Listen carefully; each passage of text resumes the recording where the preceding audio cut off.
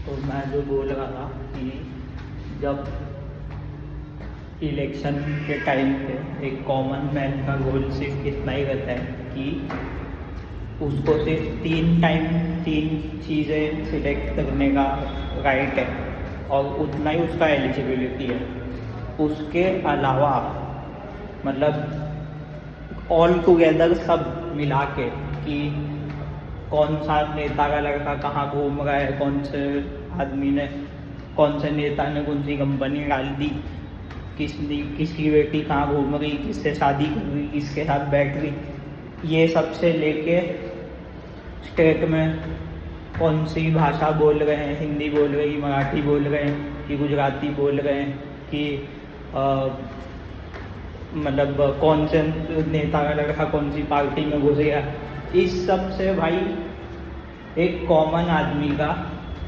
कुछ भी कोई भी तरीके का लेना देना नहीं है, बनता ही नहीं है भाई। दूसरी और बात बताने में उसमें जाएंगे तो देखो, जो भी न्यूज़ आती है उसकी न्यूज़, वैसे तो मेजरली न्यूज़ रील शीट्स पे ही देखते हैं न्यूज़ अगर, तो उस पर जो भी न्यूज़ आती है वो आधे से ज़्यादा तो रेज बेट रहता है, आपको ट्रिगर करने के लिए ही रहता है वो कि आप पढ़ो और आपका थोड़ा बुद्धि चटक जाए कि भाई ये देखिए क्या हो रहा है। और मेजर पार्ट क्या होता है कि आदमी पहले से काम में फ्रस्ट्रेट रहता है और ये सब देख लेता है, तो एक नागरिक जागरूकता हो जाती है उसकी और वो सोचने लगता है भाई कि ये साला देश में क्या चल रहा है। लेकिन वो हेडलाइन भी उसी तरीके से बनाई जाती है, ग्रामर को अच्छे से यूज़ करके, कि वो थोड़ा खुन्नस पैदा करे आदमी के अंदर। बाकी उस चीज़ का आपके वोट देने के बाद कुछ भी उसका चेंज नहीं होने वाला है। आपको जो भी चेंज करना है, जो भी चेंज लाना है, वो आप अगर आपने वोट दिया ठीक जगह पे तो हो गया, उसके बाद आप कुछ नहीं कर सकते, है ना। सपोज एग्जांपल लेते हैं कि मैं हूँ, आप वो एक कॉमन आदमी, एकदम सिंपल, कोई कार्यकर्ता नहीं है, कोई पॉलिटिकल रिफ्लेक्शन नहीं है, कोई रेलेवेंस नहीं है, सिर्फ उठे एक टाइम वोट करते हैं 5 साल में, 3 टाइम 5 साल में जब भी, और फिर बस ख़त्म। अब मैंने जो भी XYZ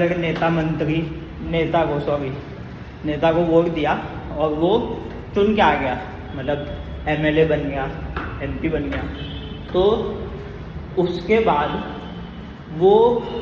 पार्लियामेंट में या असेंबली में या सभा, जो भी राज्यसभा जो भी होता है उसमें वो जाएगा, वहाँ वो क्या करेगा इसका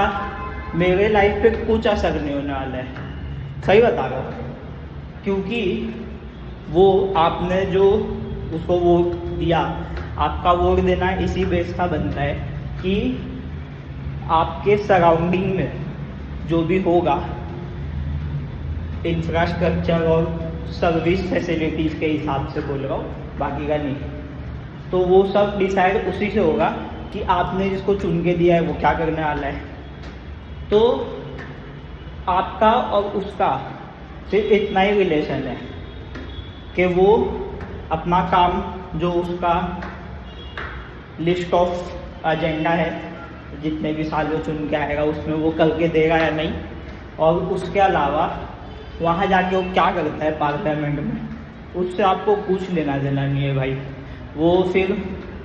उनकी मर्ज़ी है कि वो CM के लिए किसको चुनेंगे, स्पीकर के लिए किसको चुनेंगे, क्या करेंगे, कुछ जो भी, क्योंकि वो तो भाई वो पार्टी का मामला है ना। पार्टी प्रेसिडेंट जो रहते हैं वो आपस में साटा लोटा लगा के जो करना होता है वो करते हैं, है ना। तो इसमें एज अ कॉमन मैन सिर्फ वोट डालो, और जिसको भी वोट डाल रहे हो, क्या वो आपके डे टू डे लाइफ में, जहाँ से आप ट्रैवल करोगे, जहाँ पर रहोगे, जहाँ पे वो जिसको भी आपने वोट किया है वो अवेलेबल रहेगा, उसको मेंटेन करेगा, उस जगह को सुधारेगा। आप अगर कोई सोशल प्रॉब्लम में फंस गए, सोशल यानी सोशल मीडिया नहीं, सोशल एनवायरनमेंट में कहीं फंस गए, तो वो आपकी कुछ मदद कर पाएगा। इतने से सिर्फ 4 या 5 एस्पेक्ट देख के सिर्फ इंसान को वोट करना होता है। बाकी औरंगज़ेब मरा कि जिंदा था, कि मराठी बोल रहा है कि हिंदी बोल रहा है, मैं भी महाराष्ट्रन हूँ, मराठी हूँ भाई, लेकिन ये सब फैक्टर्स